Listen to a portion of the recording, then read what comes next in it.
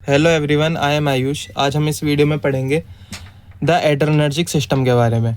ये हमारे autonomic nervous system का ही पार्ट होता है। तो देखते हैं इसके अंदर क्या क्या चीज़ आती हैं। इसके अंदर एड्रेनर्जिक सिस्टम के अंदर आते हैं adrenergic agonist drug, antagonist drugs. ठीक है, वो सारी चीज़ें ही पढ़ेंगे हम धीरे धीरे। आज हम इसका ओवरव्यू देखते हैं एड्रेनर्जिक सिस्टम का। The adrenergic system is a neural and endocrine system. ठीक है, ये न्यूरल और एंडोक्राइन सिस्टम होता है डेट यूजेज न्यूरोट्रांसमीटर्स। ठीक है, एपिनेफ्रिन जिसको हम एड्रेलिन भी कहते हैं, एंड नोर एपिनेफ्रिन जिसको हम नोर एड्रेलिन भी कहते हैं, to regulate physiological responses. It is a key part of the sympathetic fight और फ्लाइट रेस्पॉन्स। जो ये एड्रेनर्जिक सिस्टम होता है एक तरीके का मेन पार्ट, की पार्ट मतलब मेन पार्ट होता है ऑफ सिंपैथेटिक फाइट और flight responses that triggering effect like increased heart rate, जो कि क्या इफेक्ट को ट्रिगर करता है, हार्ट रेट को इंक्रीज करना, इंक्रीज ब्लड प्रेशर इंक्रीज करना, एंड प्यूपिल डायलेशन, जो प्यूपिल होता है उसको डायलेट करता है। इसके अब न्यूरोट्रांसमीटर्स कौन कौन से होते हैं। Neurotransmitters, the system relies on epinephrine and norepinephrine which are released by sympathetic nerves ending and the adrenal gland. या तो सिंपैथेटिक नर्व एंडिंग से रिलीज होते हैं या फिर एड्रेनलिन ग्लैंड से रिलीज होते हैं हमारे न्यूरोट्रांसमीटर। कौन कौन से, एपिनेफ्रिन और नोर एपिनेफ्रिन। ठीक है, अब इसमें रिसेप्टर्स कौन कौन से होते हैं एड्रेनर्जिक सिस्टम के अंदर, कौन कौन से रिसेप्टर्स वर्क करते हैं। ठीक है, these neurotransmitters bind to adrenergic receptors on cells. कौन से receptors, adrenergic receptors, which then triggers a response. There are different type of adrenergic receptors including alpha receptors और बीटा रिसेप्टर्स। अल्फा रिसेप्टर्स में आएगा alpha 1 and alpha 2। Beta receptors के अंदर beta 1, beta 2 और beta 3। इसमें 3 receptor होते हैं, alpha के अंदर 2 होते हैं, अल्फा 1 एंड अल्फा 2। ठीक है, ये होते हैं हमारे adrenergic receptors. Adrenergic system, adrenergic agonist drugs, adrenergic antagonist drugs. ठीक है, 2 तरीके के होते हैं, एक होता है एगोनिस्ट ड्रग, एक होता है antagonist drug. Adrenergic agonist drugs stimulate adrenergic receptor in the sympathetic nervous system mimicking the effects of epinephrine and norepinephrine to produce a fight और फ्लाइट रेस्पॉन्स। ठीक है, एड्रेनर्जिक एगोनिस्ट क्या करेगा, ये stimulate कर देगा एड्रेनर्जिक रिसेप्टर्स को। ठीक है, by sympathetic nerve system mimicking the effect, stimulate करेगा तो क्या करेगा, मिमिक करेगा इफेक्ट को एपिनेफ्रिन एंड नोर एपिनेफ्रिन का, कि उसकी तरह एक्ट करेगा, उसके जैसा काम करेगा। टू प्रोड्यूस अ फाइट और फ्लाइट रेस्पॉन्स, कि जिससे कि फाइट और फ्लाइट रेस्पॉन्स हो सके। हमारे सिंपैथेटिक नर्वस सिस्टम का ये रेस्पॉन्स होता है ना, तो उसको प्रोड्यूस कर सकता है। नेक्स्ट पढ़ते हैं हाउ दे वर्क, ये वर्क कैसे करती हैं। Adrenergic agonist drugs have structures similar to the body's natural stress hormones epinephrine and norepinephrine. जो इनका स्ट्रक्चर होता है ना, वो इसके जैसा सिमिलर होता है एपिनेफ्रिन और नोर एपिनेफ्रिन का। ठीक है, they bind to adrenergic receptor. अब सेम होता है तो है ना, उनसे बाइंड हो सकते हैं एड्रेनर्जिक रिसेप्टर से, जिनसे ये नेचुरली बाइंड होते हैं। तो एड्रेनर्जिक एगोनिस्ट ड्रग्स बाइंड हो सकते हैं एड्रेनर्जिक रिसेप्टर से, क्योंकि वो सिमिलर होते हैं। ठीक है, activating the sympathetic nervous system, अगर उनसे बाइंड होंगे तो उसको क्या कर देंगे, एक्टिवेट कर देंगे सिंपैथेटिक नर्वस सिस्टम को। This activation leads to effects such as increased heart rate. ठीक है, इस एक्टिवेशन से क्या होता है हमारा effect, such as increase heart rate increase होता है, ब्रीथिंग रेट इंक्रीज होता है, स्वेटिंग इंक्रीज होती है हमारी, एंड डिक्रीज डाइजेशन, हमारा डाइजेशन थोड़ा डिक्रीज हो जाता है, मतलब कि गैस्ट्रिक मोटिलिटी थोड़ी सी लो हो जाती है। ठीक है, इसके कॉमन यूजेस हम बाद में पढ़ेंगे, पहले हम पढ़ते हैं इसके टाइप्स।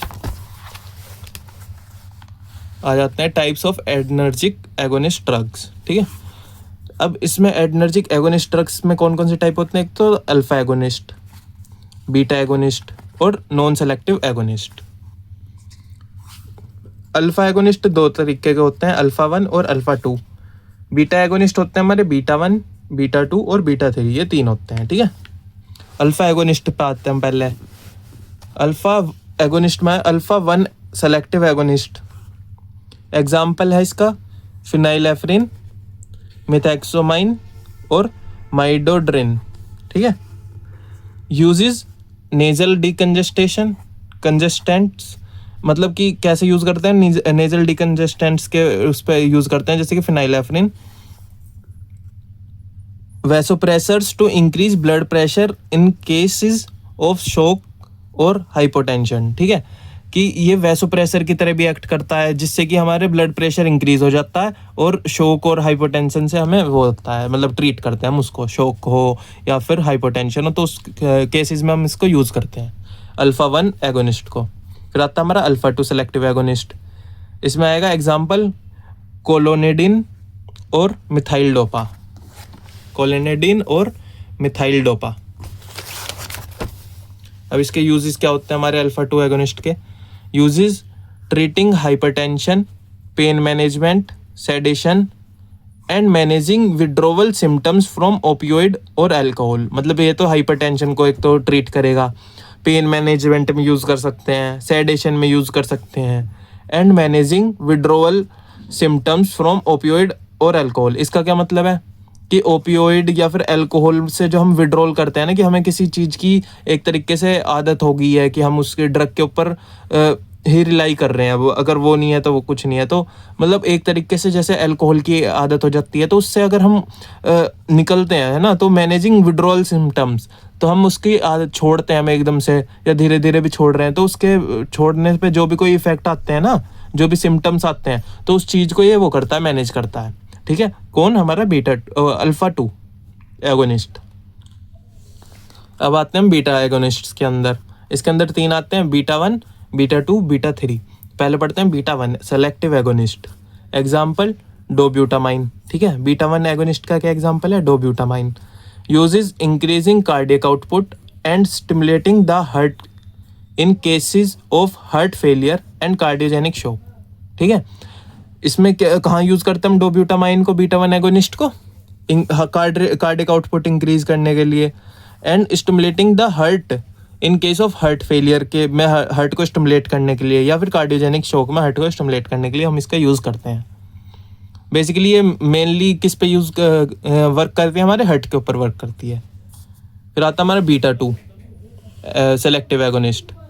एग्जाम्पल एल्ब्यूटेरोल, सल्मेटेरोल और फोरमोटेरोल, ठीक है, एंड टर्ब्यूटालाइन यूजेस, ये सारे इसके एग्जाम्पल हैं, ठीक है। अब इसका यूजेस क्या होते हैं बीटा 2 सेलेक्टिव एगोनिस्ट के?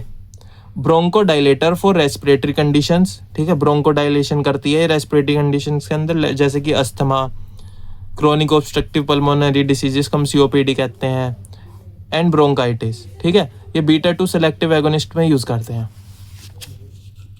बात है beta 3 selective agonist. Example mirabegron. Uses treating over active bladder. ये ओवर एक्टिव ब्लैडर को यूज़ करता है कि यूरिन आउटपुट बार बार आ रहा है। ये हमारे बीटा एगोनिस्ट हो गए। अब एक आता है non selective agonist. These drugs bind to multiple adrenergic receptor types. ये जो ड्रग्स होते हैं ये multiple adrenergic receptor subtypes पे होते हैं बाइंड, जैसे कि अल्फा के में भी यूज़ करते हैं, एक्ट करते हैं अल्फा रिसेप्टर पे भी, अल्फा 2 पे भी, और बीटा रिसेप्टर्स पे भी वर्क करते हैं। मतलब ये एक सेलेक्टिव नहीं है, नॉन सेलेक्टिव है, किसी पे भी वर्क करते हैं। जैसे पहला आता हमारा इसके अंदर एपिनेफ्रिन, जिसको हम एड्रेनालिन भी कहते हैं। Acts on alpha 1, alpha 2 and beta receptors, used for cardiac arrest, anaphylaxis, ये एक तरीके की हमारी एलर्जिक होती है, हाइपर सेंसिटिव डिसीज़ है, एंड सीवियर एलर्जिक रिएक्शंस। इसके अंदर हम किसका यूज़ करते हैं? हम एड्रेनालिन का, एड्रेनालिन, ठीक है। नोर एपिनेफ्रिन इसको हम कहते हैं noradrenaline. Acts on alpha 1, alpha 2 and beta 1 receptors. किस किस पे वर्क करता है? Alpha 1, alpha 2 and beta 1 receptors पे वर्क करता है। Primarily used as vasopressor for treating shock. Vasopressor मतलब कि वेसल्स को प्रेस कर दे, एक तरीके से कॉन्स्ट्रिक्ट कर देता है। For treating shock and hypotension, मतलब कि अगर वेसल्स कॉन्स्ट्रिक्ट होंगी तो हमारा क्या होएगा? ब्लड प्रेशर इंक्रीज होएगा, तो हाइपोटेंशन में यूज़ कर सकते हैं और शॉक में भी यूज़ कर सकते हैं। फिर आता हमारा dopamine. Act on alpha 1, beta 1 और डोपामिनर्जिक रिसेप्टर्स। तो ये इन पे अल्फा 1 और बीटा 1 पे एक्ट करता है। Use to increase blood pressure increase करने के लिए, एंड हार्ट रेट इंक्रीज करता है, ठीक है। In case of shock and bradycardia, अगर हमारे हार्ट का आउटपुट वो स्लो हो गया है, मतलब हार्ट बीट स्लो हो गई है, तो उसको कहते हैं ब्रेडिकार्डिया। तो उसके में यूज़ करते हैं हम इसको, या फिर शॉक में यूज़ करते हैं, जिससे कि हमारा ब्लड प्रेशर इंक्रीज होए और मतलब वो चीज़ हम ट्रीट कर सकें। फिर इसके आते हैं एडवर्स इफेक्ट्स, क्या क्या होते हैं। एडवर्स इफेक्ट होते हैं इसमें, पहला होता है हाइपरटेंशन, कि हमारे जो ब्लड प्रेशर है वो हाई हो जाता है, हाई ब्लड प्रेशर।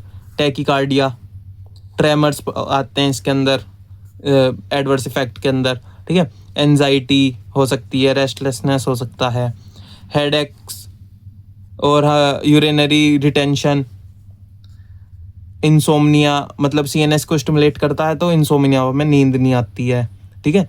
एक्टिव रहता है हमारा सीएनएस तो नींद नहीं आती, नींद कम आती है हमें। यूरिनरी रिटेंशन होता है, हेडेक होता है, एंजाइटी, रेस्टलेसनेस, ट्रेमर्स आते हैं, टैकीकार्डिया और हाइपरटेंशन। फिर इसके कॉन्ट्रा इंडिकेशंस हैं कि किन किन सिचुएशन में, किन किन कंडीशंस में हमको ये नहीं देनी है एगोनिस्ट ड्रग्स, ठीक है। पहला आता हाइपरटेंशन, इस्चेमिक हार्ट डिसीज के अंदर नहीं दे सकते, और हाइपरथायरॉयडिज्म में नहीं देंगे। थायरॉयडिज्म है मतलब अगर कोई उसका स्टिमुलेट हुआ है हमारा थायरॉयडिज्म की एक्टिविटी, थायरॉयड की एक्टिविटी, तो उसमें नहीं देंगे। ग्लाइकोमा में नहीं देंगे। फॉर अल्फा एगोनिस्ट में है कि अल्फा एगोनिस्ट को नहीं देंगे ग्लाइकोमा के अंदर, ठीक है। प्रेगनेंसी के अंदर नहीं देंगे हम इसको। तो आज की इस वीडियो में इतना ही। आज हमने पढ़ा एडनर्जिक सिस्टम के बारे में और एडनर्जिक एगोनिस्ट ड्रग्स के बारे में पढ़ा था। नेक्स्ट वीडियो में हम पढ़ेंगे एडनर्जिक एंटागोनिस्ट के बारे में, जो ब्लॉक करती हैं हमारे एडनर्जिक सिस्टम को, ठीक है, सिंपैथेटिक सिस्टम को। ओके, तो ये था ये आज की इस वीडियो में। अगर वीडियो अच्छी लगी हो तो लाइक करना, शेयर करना, कमेंट करना, और जब तक के लिए थैंक यू फॉर वॉचिंग।